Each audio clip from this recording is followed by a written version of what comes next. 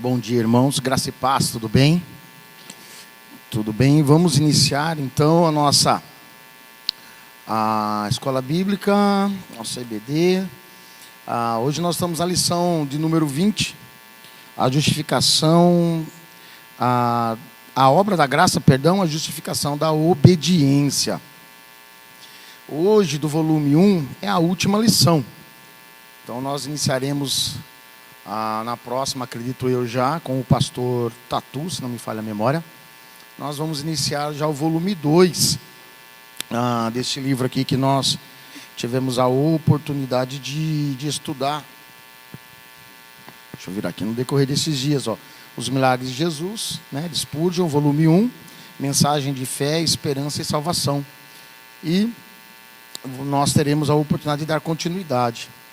E na lição de número 20 de hoje, que o tema central está no Evangelho de João, capítulo 5, verso 11. Se você ouviu um pouquinho da palavra aqui que o pastor Josimar trouxe para nós essa manhã, você vai ver que ele não trouxe somente um spoiler, mas ele deu a lição. Hoje cedo, agora há pouco aqui, você vai ver que vai complementar. Então, um dos atributos, além de pastor, acho que ele é onipresente. Ele estava comigo lá e... é brincadeira. E ele também sabia aqui da aula. Antes de nós entrarmos propriamente na lição, o tema de hoje eu não fui tão criativo não, hoje eu dei um Ctrl+C, Ctrl+V aqui, no que Spurgeon escreveu, a obra da graça, a justificação da obediência. Continuando ainda sobre o milagre que Jesus opera ali no tanque de Betesda.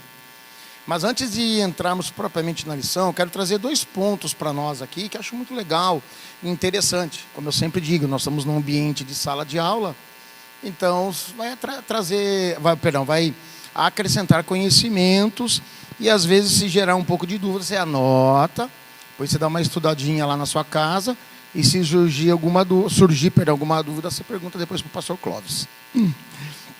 Há um sermão que eu gosto muito, do Jonas Madureira, que o tema é a identidade do cristão. Se você tiver a oportunidade depois, ouça. Eu já ouvi algumas vezes, acho muito, muito interessante. E a base daquele sermão dele está em Filipenses, capítulo 2, o verso 5 ao 11. Abra comigo aí a sua Bíblia, ou o seu celular, a sua forma eletrônica ou digital aí de acessar as Sagradas Escrituras. Ou se você é um pouquinho antigo como eu, mas hoje eu preferi o celular também. Abre aí em Filipenses capítulo 2, nós vamos ler do verso 5 ao 11. Olha que interessante aí, que as Sagradas Escrituras nos traz nessa manhã. Tende em vós o mesmo sentimento que houve também em Cristo Jesus, pois ele, subsistindo em forma de Deus, não julgou como usurpação o ser igual a Deus. Antes, a si mesmo se esvaziou, assumindo a forma de servo, tornando-se em semelhança de homens e reconhecido em figura humana. A si mesmo se humilhou, tornando-se obediente até a morte, e morte de cruz. Pelo que também Deus o exaltou sobremaneira e lhe deu o nome que está acima de todo nome, para que ao nome de Jesus se dobre todo o joelho, nos céus, na terra e debaixo da terra, e toda língua confesse que Jesus Cristo é Senhor, para a glória de Deus Pai. No início do verso, o apóstolo Paulo está dizendo aqui, fala assim, olha, atende em vós, aos filipenses e a nós, o mesmo sentimento que houve em Cristo. Mas se a gente parar para pensar, então ele está dizendo que nós temos que ter somente o mesmo sentimento de Cristo. Eu não preciso ter todos, ou melhor, como um cristão, os demais atributos, que nós vamos aprender aqui, que se revela na nossa conversão. Não, é que na verdade, aqui no original, a palavra é frônesis, no grego. E você não consegue, de uma forma literal, traduzir essa palavra para o português. Então, ele aqui, na tradução, preferiu o sentimento. Então, frônesis, ele é um leque de várias palavras. Mas se eu e você for querer estudar a fundo e querer traduzir, de uma forma mais literal para o português, é sabedoria aplicada. É isso que Paulo está dizendo aqui. Que não adianta de nós adquirirmos somente a sabedoria, se não aplicar ela à nossa vida, à nossa vivência cristã, na nossa forma de viver. Então, quando o pastor Jonas Madureira aborda esse texto e fala a respeito da identidade do cristão, ele vai dizer algo muito interessante também, que eu acredito que vai descrever muito nós. Quando a gente era pequeno, vou usar a idade de 12 anos, a gente acreditava que a nossa vida era muito sofrida, porque a gente tinha que estudar, obedecer aos pais. Daí a gente pensava assim, a hora que a gente passar essa fase, minha vida melhora. Aí a gente vem para uma outra fase. Daí a gente fala, não, agora eu preciso terminar os estudos. A hora que eu terminar os estudos e entrar numa faculdade, a minha vida melhora. Aí a gente faz esse passo, daí a gente vê que não melhorou. A gente fala, não está legal. Não, minha vida vai melhorar a hora que eu tiver um emprego. Aí eu vou ganhar, eu vou ter o meu sustento, eu vou adquirir meus bens. Daí a gente vai ver que ainda também não está completo. Aí a gente trabalha, a gente fala, não, a hora que eu aposentar, aí sim, aí a gente vai ver que também não vai estar no capão.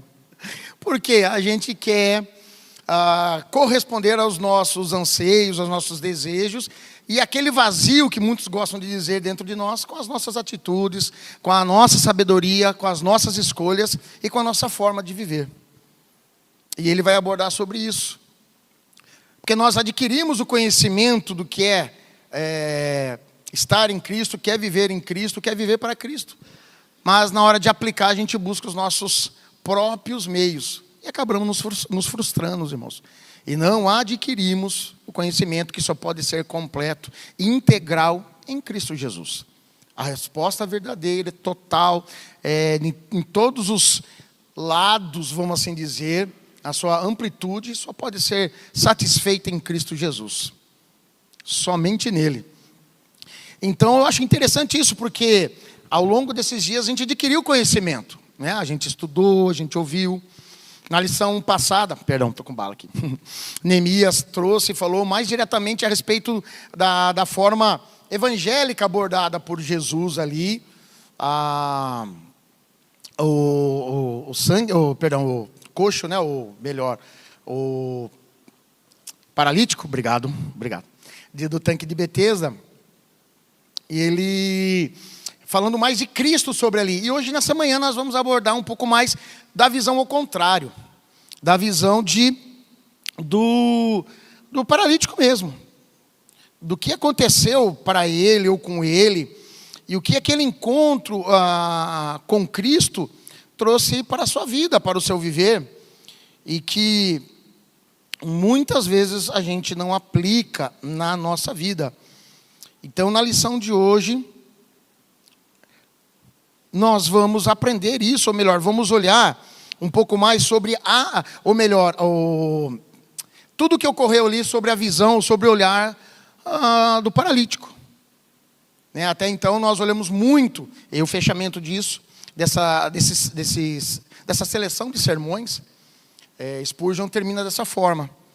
Todos os outros ele abordou mais uma forma, Cristo operando o milagre, Cristo mudando a situação daquele homem, tudo que havia de acontecer e havia acontecido na perspectiva de um encontro com Cristo. Mas agora ele aborda nessa manhã para mim e para você, de uma forma da perspectiva daquele que teve um encontro com Cristo.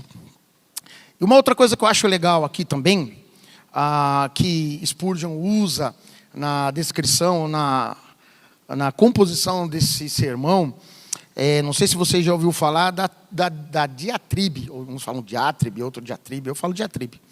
É uma forma de escrita que o apóstolo Paulo usa no livro de Romanos. Ele tem um interlocutor imaginário, ele escreve acreditando que já tem uma pessoa perguntando, pela graça somos salvos. Mas o que é graça? Se existe a lei, o pastor acabou de explicar aqui. Não. A lei é isso. Acho uma forma muito interessante quando o pastor Josimar falou que é a respeito da lei, né? Que a lei ela aponta o erro, mas a graça salva. Eu gosto de usar muito na área da medicina. Quando a gente sofre uma fratura, né? Já contei aqui quebrei o fêmur, você já deve ter tido alguma fratura. O primeiro exame que você faz é um raio-x. Se eu estiver errado, pode me corrigir. Né? O primeiro é o raio-x. Antigamente falava chapa, né? Vou fazer uma chapa. E quando você pega aquele resultado daquele exame e você leva para o médico, ele não vai chegar para você e falar assim, olha, você pega agora esse raio-x, faz um chá, toma e vai ser a medicação para o seu problema. Não. O raio-x ou a chapa serve para mostrar onde está a fratura, mas ela não vai tratar a fratura. E a lei é dessa forma. A lei ela não trata, é somente a graça que trata o pecado, o pecador, a sua condição e recoloca numa condição verdadeira. A lei serve para apontar aonde está o erro. E é o papel do raio-x. Então, Paulo ele usa essa forma para escrever o livro de Romanos. Ele conversa com ele mesmo, ele faz a pergunta, ele responde, entendendo que aquela escrita ia ter alguém que falasse, mas Paulo, você está falando isso? Mas a lei nos fala isso. Paulo fala, não. E a Spurgeon ele usa essa mesma forma de escrever esse texto. Então, ele nos traz uma resposta aqui, irmãos, uma forma muito graciosa, muito bondosa da parte de Deus para conosco. Então eu quero que você mais uma vez, se ficou com a sua Bíblia aberta aí, ou com o seu celular conectado na Bíblia, João capítulo 5, verso 11. Nós vamos ler aí agora. Até nisso o pastor Josimar acertou, né? Foi no Evangelho de João. Evangelho de João, nós vamos voltar lá no texto da cura do paralítico, do tanque de Betesda. Mas nós vamos ler só o verso 11, porque de uma forma todos os professores que aqui estiveram leram, inclusive eu, o texto por completo. Mas nessa manhã eu quero com você somente o verso 11. E diz assim, ao que ele lhes respondeu, o mesmo que me curou me disse, toma o teu leito e anda. Bom, como eu disse a você aí, o tema dessa manhã é a obra da graça, a justificação da obediência. Então o homem que me curou disse, pegue a sua maca e ande. Eu não vou me atentar muito aqui, eu tive já a oportunidade, o pastor Tatu, de mostrar algumas fotos, algumas imagens. Só no final que eu vou utilizar uma fotinha lá do tanque de Betesda. Mas eu quero fazer uma pequena e curta observação aqui, da narrativa propriamente dita aqui, do coxo, do paralítico. Havia um dia, a gente já foi falado que era dia de festa. Né? Naquele dia, já trouxemos também o número aqui de quantas pessoas acreditavam que poderiam estar ali reunidos próximo ao templo. Não me falha a memória, não me lembro se é 3 ou 5 milhões de pessoas naquele dia. Então, era um dia de festa, era um dia comemorativo para o povo judeu, propriamente um feriado, e também caía num sábado. Né? A gente leu aqui o texto, também que uma das objeções ali dos fariseus e dos doutores da lei é, poxa, você pegou a sua maca e está andando com ela na mão, num sábado. E também cabe aqui uma observação, irmãos. A maca daquele dia não é igual hoje. Né? Hoje, alguns profissionais da saúde tem uma que é móvel, que monta, você consegue deitar, aquela maca mesmo. Naqueles dias não era vamos usar um termo, um conchoadinho, sabe, bem de tecidos, ou uma esteira, essa que o pessoal usa normalmente quando vai à praia. Era isso que ele estava carregando, e o pessoal ainda reclamou, porque era um sábado, né, os pseudos religiosos da época, os doutores da lei, os homens detentores da verdade, o questionou porque ele estava levantando. Mas também tinha um negócio muito interessante para você ver como que eles eram, quando Jesus acusa eles mesmos de colocar peso no ombro, na costa daqueles, que eles mesmos não eram capazes de levar. Eles falam que se você carregasse um lenço à amostra, você estava pecando, porque você estava carregando com o peso de um lenço. Mas, se você prendesse ele no seu cinto, ou você levasse um alfinete ou algo que prendesse, aquilo não seria um peso, mas seria um acessório da sua vestimenta. Aí eu pergunto, aquele alfinete já não era um peso a mais? Mas como eles ditavam a regra, o jogo, para eles não era. Então era uma coisa muito doida, muito muito estranha hoje, a gente que tem um conhecimento. Então, voltando aqui à história, era dia de festa, né? E onde que o povo deveria estar no dia de festa? Adorando a Deus no templo. E depois em suas casas. Certamente Jesus tinha muitos convites.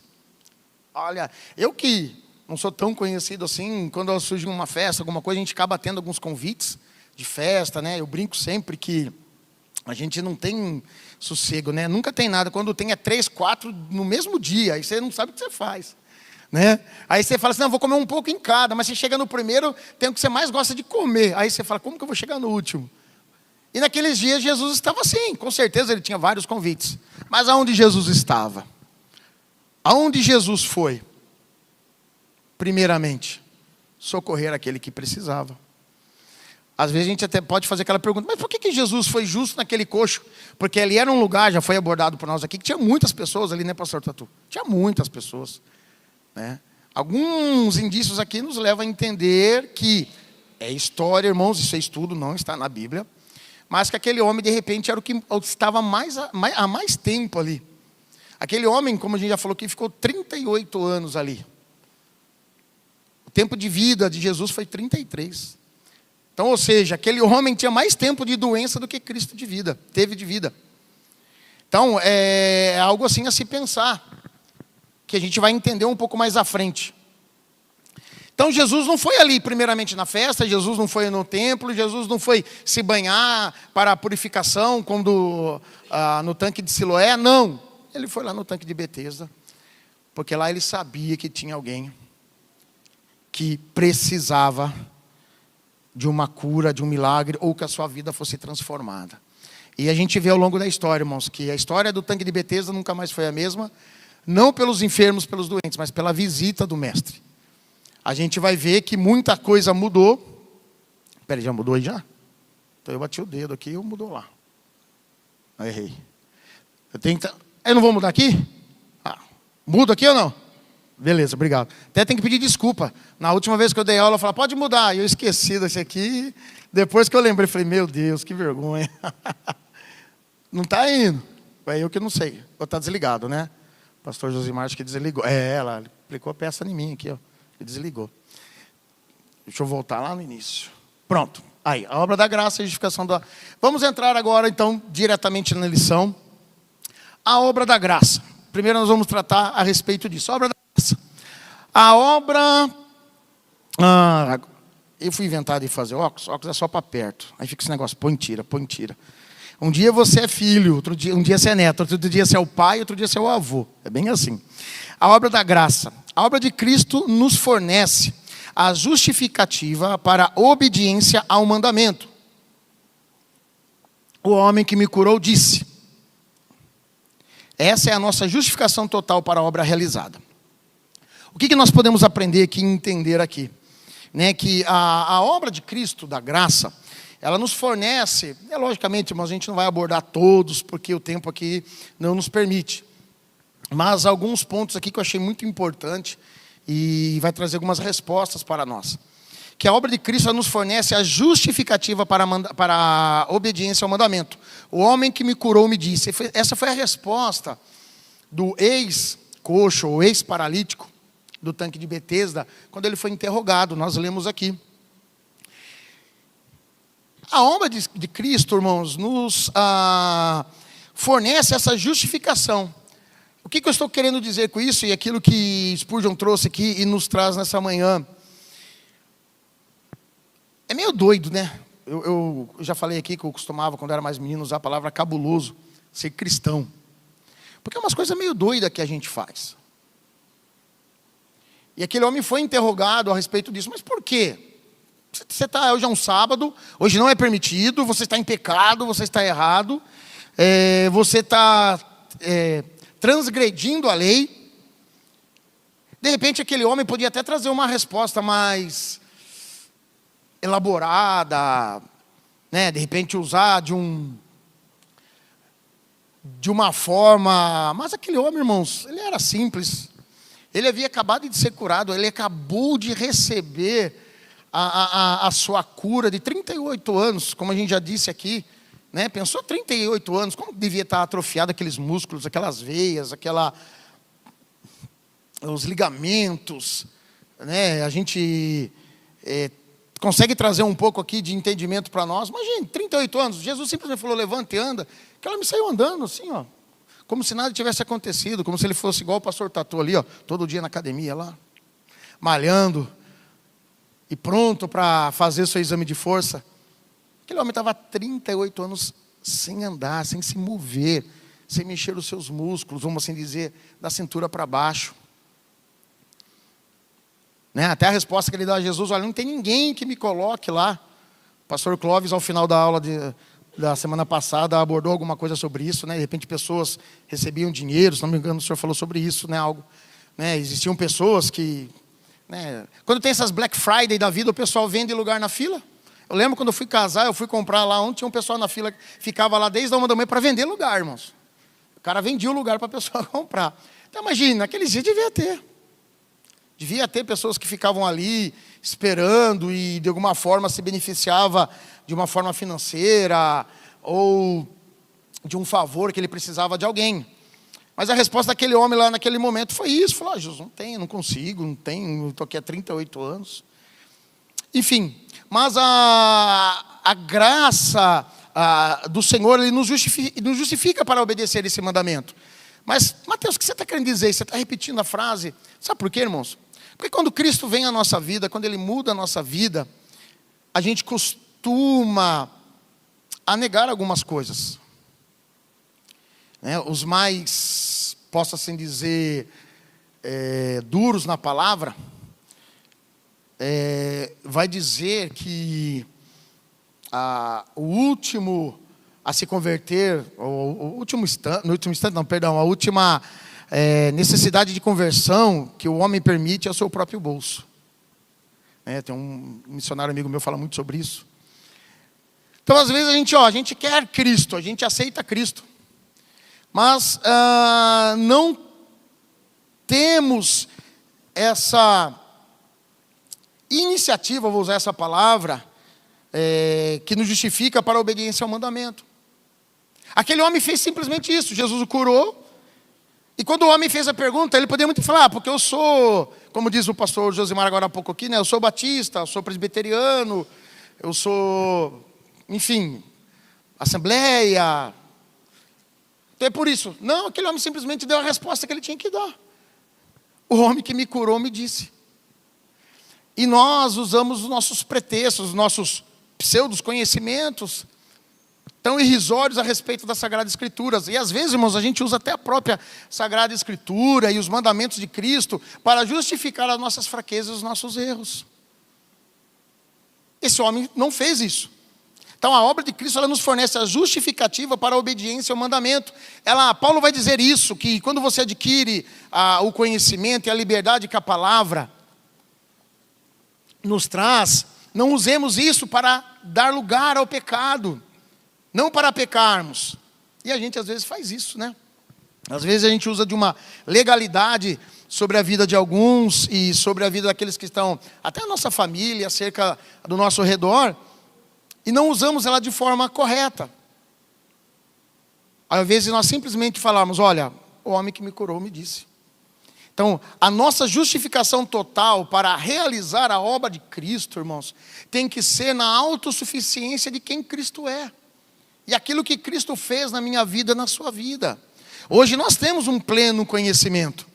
Né? Hoje nós não temos dificuldade para entender o que está escrito lá em Isaías, quando fala a respeito de Cristo. Mas não podemos usar isso como desculpa para não fazer a obra do Senhor. E a gente incorre esse erro, a gente incorre essas questões. Né? Eu falo por mim mesmo, não estou apontando o dedo para você não, estou olhando para mim mesmo. Quantas vezes a gente dá alguma desculpinha, né? O pastor às vezes mandar uma mensagem para você, ou precisava, pastor. Né? Hoje mesmo o pastor Josimar falando de ontem do culto, senti falta de algumas pessoas, estava tão feliz ontem, já fiquei triste já. Porque eu levo meu filho sempre no campo, e a gente estava ontem lá, torcendo, né? Meus filhos estão preocupados, eu estava rouco já. Pai, você vai dar aula amanhã. Falei, não, mas eu falo para a igreja que eu estava evangelizando lá o árbitro da partida do jogo do 15. E a hora que o pastor Zimar falou, senti falta de algumas pessoas, eu falei, meu Deus. Eu me cobrei, não estou cobrando ninguém, eu estou me autocobrando.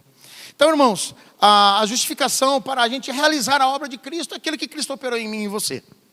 Basta a gente lembrar quem nós éramos, o que fazíamos, as escolhas que nós tínhamos antes de sermos regenerados pela ação poderosa do Espírito Santo, quando Cristo, através da sua graça, nos chamou para a sua maravilhosa luz. E foi o que aconteceu com aquele homem. Aquele homem, simplesmente, quando foi interrogado por que ele estava fazendo aquilo, ele disse, o homem que me curou me disse. Então, nessa manhã, assim como Jesus disse para aquele paralítico do tanque de Betesda, e aquele paralítico usou dessa simples resposta para os seus aqueles que interrogavam a ele, questionavam, é a sua atitude, é a minha resposta, é a sua resposta que tem que ser desde o dia em que nós reconhecemos a Cristo como nosso único e suficiente Salvador. A obra da graça, ela nos fornece a justificativa para a obediência ao mandamento. Próximo slide aí, ainda abordando sobre a obra da graça. A obra de Jesus Cristo lança sobre nós. Aí, irmãos, eu achei um pouco... Eu não quis usar de eufemismo, né? Mas eu achei que Spurgeon foi um pouco duro ali com a congregação, mas eu quis utilizar a palavra que ele falou. A obrigação de fazer tudo o que ele nos manda. A obra de Jesus Cristo lança sobre nós essa responsabilidade, sobre mim, sobre você, sobre os meus ombros, sobre os seus ombros. Lançou sobre os ombros daquele homem naquele dia e lança sobre nós a obrigação de fazer tudo o que ele nos manda. Se o homem que me curou me manda pegar a maca e andar, estou obrigado a fazê-lo e devo sentir a obrigação da sua bondade me pressionando. De repente eu e você acham isso muito pesado. Não, calma. Né? Ainda mais nos dias de hoje, onde tudo é questionado. Mas eu quero trazer a você aqui duas questões bíblicas que nos fazem enxergar muito bem isso. Quando Josué está terminando o seu, posso assim dizer, ministério e a sua responsabilidade e os seus dias de vida, ele vai dizer aquela famosa frase, aquele famoso versículo, quando ele interroga o povo de Israel, fala tudo aquilo que Deus tinha feito, e fala assim, olha, eu não sei quanto a vocês, mas eu e minha casa serviremos ao Senhor. A palavra no grego que ele emprega ali, irmãos, é escravo. É escravo. Paulo, quando vai tratar a respeito da diaconia, daqueles que servem, ele vai usar uma palavra muito conhecida também, no grego, ruipereta. Não sei se você já ouviu falar, alguns traduzem um pouquinho diferente. Mas o que os ruiperetas faziam? Não sei se você já assistiu aqueles filmes mais antigos, novos não tem, onde as embarcações, porque hoje é tudo motorizado, tinha aqueles que ficavam remando, lá embaixo, eu não sei dizer o nome do barco, o barco era aquele barcão grande, tinha um monte, ficavam rema, era a única função que eles faziam, eles remavam até a morte. Se ele não morresse naquela viagem, na próxima ele estaria a remar até a exaustão, chegar ao ponto dele morrer. E Paulo vai dizer isso. Paulo vai dizer nesse termo para mim e para você, que quando servimos a Cristo, quando nos entregamos, então talvez aqui para você a palavra obrigação, para mim, para você, seja muito pesada, muito forte. Mas quando servos do Deus Altíssimo descreve a sua devoção a Ele e usa a palavra escravo. Então nós não devemos vamos assim dizer, ficar chateado, triste. Eu falo, poxa, que palavra pesada. Não. A obra da graça, a obra de Jesus Cristo lança sobre nós, ele nos... Porque, irmãos, a palavra vai dizer que o amor de Cristo, ele nos constrange. Né? O verso que a gente conhece muito, vai dizer o seguinte, né? Aquele que crê e for batizado será salvo, mas aquele que não crê está o quê? Condenado.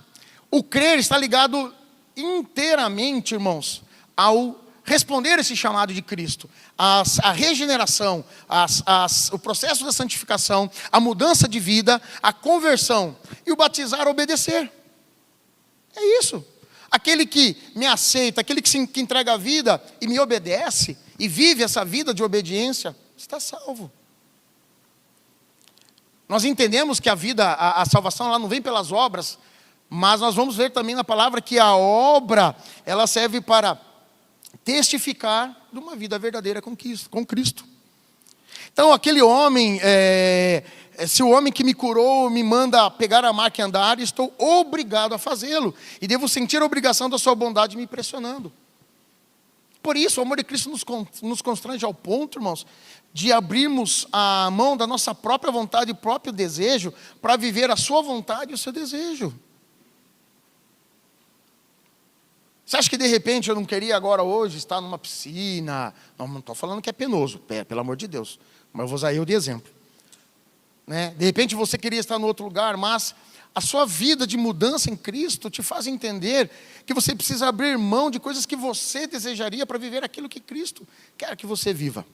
E foi o que aconteceu com aquele homem. A sua mudança de vida foi imediata e ele quis externar aquilo, ele quis mostrar para aqueles que estavam à sua volta que a sua nova vida traria mudanças, e mudanças drásticas. Não sei se de repente, né, como alguns fazem, iria correr já a primeira São Silvestre da vida, né? Agora já vou correr, vou caminhar, vou todo dia acordar 5 horas da manhã, comer os meus ovos, vou lá correr, vou fazer uma maratona, não sei. Mas todos o conheciam e todos o sabiam. E todos perguntariam o que aconteceu. Então é a obrigação de fazer tudo o que ele me manda. Jesus mandou, ele foi. E esse caminhar, ele não vai ser somente aquele ponto inicial. Ele vai tratar no caminhar. Eu gosto muito de Mateus, perdão, no final, sobre o ide, que é aquele ide de Cristo, ele é imperativo. Ele não fala assim, ide e pregai, é andando. Andando você deve pregar a salvação de Cristo. Então, Jesus não está falando ali a respeito de uma forma de fazer, mas de um estilo de vida. O pregar o evangelho não é o objetivo, é a causa da sua vida, da minha vida, da nossa vida. O pregar o evangelho deve fazer a gente levantar e andar. O servir a Cristo, o obedecer a Cristo, deve ser a causa de fazer a gente levantar, independente das circunstâncias e das dificuldades que estejamos vivendo. Mas o evangelho deve ser a causa disso tudo. O próximo, apertei certo. A justificação da obediência. Agora nós vamos falar um pouco mais sobre a justificação. Falamos um pouco da graça, em 2 pontos, e agora em 1 ponto, nós vamos falar da justificação. Não é somente justificativa e obrigação, mas também esse ato da graça nos constrange a obediência.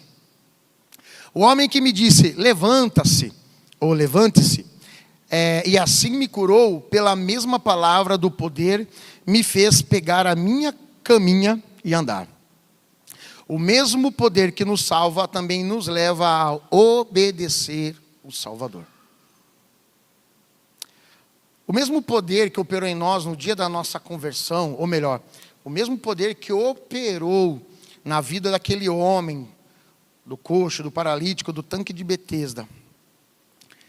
O mesmo poder que transformou a história de uma pessoa de 38 anos. Ficar presa no mesmo lugar. O mesmo poder que foi capaz de mudar toda aquela história daquele lugar. Né? Hoje nós estamos falando de Betesda por causa daquele poder de Cristo que operou naquele lugar. É o mesmo poder que opera em nós para obedecê-lo. E nós não podemos resistir a isso. Alguns vão falar sobre a graça irresistível, mas de uma forma linda e ímpar. A soberania de Deus não nos isenta, isso já falei e repito, da nossa obrigação, irmãos. De jeito, maneira. De que forma aquele homem lidou naqueles dias? Nós já lemos aqui. Ele simplesmente obedeceu e saiu com a sua maca. Todos, num sábado, vendo ele. Né? Eu me lembro de alguns anos atrás, era fácil de você daquela época das canções que o pastor Clóvis gosta de cantar. É dessa época aí, pastor. Os homens tinham o costume de andar de terno e gravata e de Bíblia, né? Debaixo do braço, assim, ó. Eu, graças a Deus, não vivi essa época. Irmãos, não serve terno e gravata em mim. Meu Deus, ainda mais gordinho. Mas é horrível, não gosto de usar, é terrível, terrível. Mas, enfim, graças a Deus, hoje eu sou batista. Usando o que o pastor Josimar falou aqui. Que usa em outros estados ou aqui ainda em São Paulo? São Paulo mesmo. Que de igreja que eu vim, eu sei que de outros estados ainda separam homem e mulher. Rapaz, Jesus. Ufa, então ainda bem que eu sou da PIB Piracicaba. Pronto, melhor assim, né, pastor? Irmãos, esse poder que opera em nós... eu estava falando, de antigamente, era fácil você encontrar um cristão. Mas você está falando da roupa. Não, calma, não quero que ser legalista não, e falar que eles estão certos e nós errados. Não estou falando isso. Mas eu estou querendo dizer que era fácil você identificar um cristão antigamente.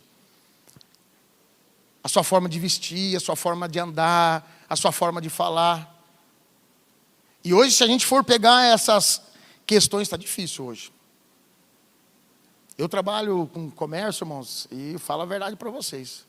Hoje está difícil de você identificar. E é propriamente isso aqui que aconteceu com aquele homem naqueles dias e tem que acontecer na nossa vida.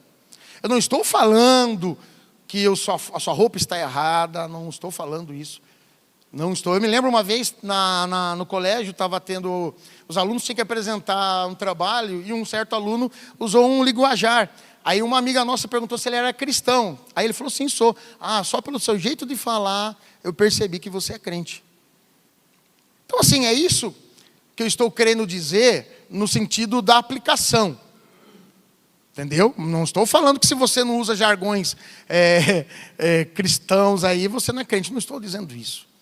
Mas estou dizendo que o fruto evidencia a árvore, irmãos. E foi o que aconteceu com aquele paralítico. Pura e simplesmente. E como que está acontecendo conosco no dia a dia?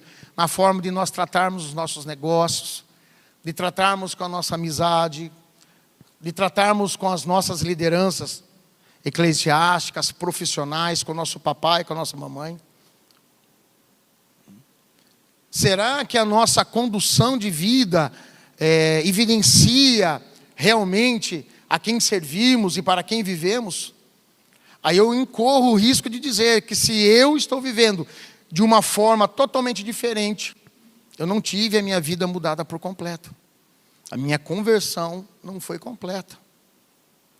Se eu não abandonei algum pecado de estimação, se eu não abandonei algum linguajar, se eu não abandonei, a palavra vai dizer que aquele que pecava não peca mais, aquele que roubava não rouba mais. É evidência, irmãos, não tem como. Não tem como. De repente, eu e você podia até estar desesperançoso como aquele paralítico. Tanto quando Jesus pergunta, ele fala, não tenho. Ele vai se auto-justificando, não tem quem me jogue. Não tem. Jesus fala, não. E aí, você quer ser curado? Era só ele responder, quero. Ele não, ele simplesmente foi se auto-justificando e falando, não, que daquele acontecimento que tinha na água que acreditavam, né? Que já foi abordado aqui também. De uma forma, posso assim dizer, esqueci a palavra agora, fugiu aqui, mas o pastor falou na semana passada, eu estou tentando lembrar a palavra, achavam que era algo místico, obrigado pastor, foi isso que o senhor falou e eu lembrei, achavam que havia um movimento místico da água ali, né? Mas não havia, a gente sabe que não.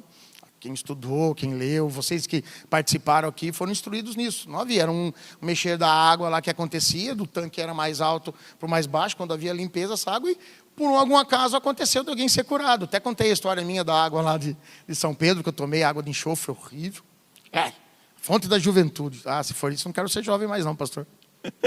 Que nem o pica-pau entrava, saía do outro lado. Lembra? Desenho do pica-pau? Então, não tentei isso, mas não deu certo. Então, se a nossa forma de viver, a nossa forma de conduzir tudo a nossa vida, não atrai o nosso olhar de quem está recebendo para Cristo, irmãos, a gente, infelizmente, incorre o erro de estarmos vivendo de forma errada.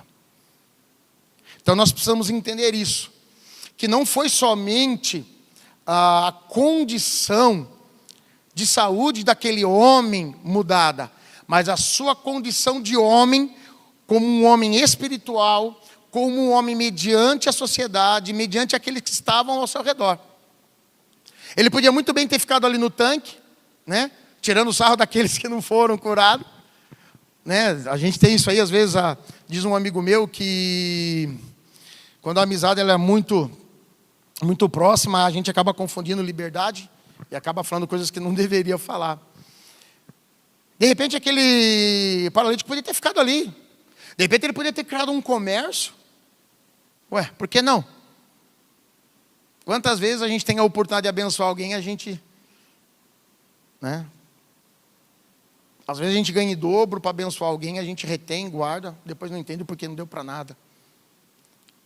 Não, aquele homem simplesmente teve a sua vida totalmente mudada e viveu a partir daquela mudança. Obedeceu aos mandamentos de Cristo e quando foi questionado, ele falou, olha, aquele que me curou, mandou e eu não tive como resistir. Se nós não estamos vivendo isso a partir do momento em que Cristo nos curou, em que Cristo colocou em mim e você o dom da salvação, onde a graça operou, e essa graça nos justifica para abandonar a lei e viver na graça, nós, infelizmente, estamos incorrendo o erro de não viver a obra completa de Cristo em nossa vida. Como um bom batista que sou, quero aqui 3 pequenas aplicações aqui para vocês e para a minha vida nessa manhã. Eu coloquei essa foto aí, já vimos aqui, é o tanque de Betesda, né? E propriamente da forma que está nos dias de hoje, mas vazio, sem nada. Hoje não tem ninguém aí, hoje não tem mais nenhum coxo, nenhum paralítico, nenhum cego, nenhum mudo, não tem ninguém, nada. E como eu já também disse numa outra aula, esse lugar hoje ele é citado na Bíblia e conhecemos, não por causa do paralítico, mas por causa da visita de Cristo. Porque Cristo foi naquele lugar. Lembrando que era um dia de festa, um dia em que Cristo podia muito bem, tinha como estar em outros lugares, mas Cristo, como sempre, foi ao encontro daqueles que precisavam e nós precisamos entender isso. Como igreja, nós precisamos ir ao encontro daqueles que precisam da palavra, da graça, da salvação, de mudança de vida. Então, a obra da graça é a justificação da obediência. Então, como eu coloquei esse tanque aqui, completamente vazio, sem ninguém, para nos trazer um pouco a alusão disso, da visita de Cristo, o que ela proporciona quando alguém recebe a visita de Cristo. Somos justificados para obedecer, viver e aplicar os ensinos de Cristo. Lembra quando eu falei lá no início sobre a frônesis? É isso. Somos justificados para obedecer. Mas não somente para obedecer, irmão, senão seria fácil. Se você é salvo para obedecer, beleza. Um bom esconteiro, vemos ao domingo aqui, né? Fazemos nossa parte no ofertório, na parte que nos descreve a respeito da missão e tudo mais. Obedeço, estamos salvos. Não. Implica também em viver e aplicar os ensinos de Cristo. Mas eu não sou um erudito, eu não leio. Irmão, você está aqui todo domingo recebendo a palavra. Louva a Deus pelos sermões cristocêntricos que nós temos aqui. E é impossível eu e você dizer que não somos ensinados ou não estamos sendo encaminhados verdadeiramente. Então, o primeiro ponto que eu quero aqui, que nós somos justificados para obedecer, viver e aplicar os ensinos de Cristo. Segundo ponto, prontos. Então, a obra da graça e justificação da obediência nos deixa prontos a obedecer e fazer tudo o que Jesus nos ordena. Irmãos, a obra que Cristo iniciou em nós, você vai ver também, se não me falha a memória, em Filipenses, aquele que começou a boa obra é fiel para cumprir até os dias de Cristo. Então, enquanto Cristo não voltar na sua vida, na nossa vida, a nossa vida ainda é uma obra. É por isso que eu gosto muito do termo obra, né? Se a gente levar para a área da construção civil, a obra não termina nunca. Porque depois de um tempo do prédio, da casa entregue, deu aqui um período, você vai precisar reformar, você vai precisar fazer ajustes, reajustes, algum reboque que não vai dar certo, alguma trinca que vai surgir. E assim é a nossa vida, irmãos. Essa obra só será completada quando Cristo vier, quando Cristo voltar. Enquanto Cristo não voltar para mim e para você, nós já estamos em obras. Então, a obra da graça e a justificação da obediência nos deixa prontos a obedecer e fazer tudo o que Jesus nos ordena. Eu não faço teologia. Isso não é justificativa. Eu infelizmente não consigo participar. Isso não é. Porque a obra que Cristo começou na minha vida, na sua vida, como fez com aquele paralítico, nos capacita a obedecer e fazer tudo o que Jesus nos ordena. E o último e terceiro, o mesmo poder que nos salva também nos leva a obedecer o Salvador. Ou seja, a obra de Cristo em nossa vida é completa. Não tem como, irmãos. Ela não é incompleta, ela não é pela metade, ela nunca vai ser. Se está faltando algo, eu incorro o risco aqui de dizer que falta eu e você. Falta da minha parte, da sua parte, da nossa parte. Em pedir ali como fez Eliseu, quando seu moço Geazi não enxergava todo aquele exército de Deus que estava ali pronto a defendê-los. Aí a oração de Eliseu é: Senhor, abre os olhos do moço para que veja. Quando o Senhor abre os olhos de Geazi, ele enxerga aquele exército imenso dos céus que estava ali para defendê-los. Então, se nós ainda não conseguimos, irmãos, enxergar, viver isso, que nessa manhã possamos sair daqui orando, pedindo a Deus que Ele retire as escamas dos nossos olhos, retire as escamas do nosso coração, para enxergar e para viver a sua obra por completo. Que possamos verdadeiramente ter a nossa vida, não só a nossa condição física, mas espiritual e externa, mudado pela obra redentora, salvadora, remidora, que terminará em glorificação no dia em que Cristo voltar para a sua igreja. Amém? Então termino a lição de hoje com essas 3 aplicações. Que o Senhor possa te abençoar grandemente. Um bom domingo, um bom almoço. Deus abençoe. Nos vemos no culto à noite às 18 horas.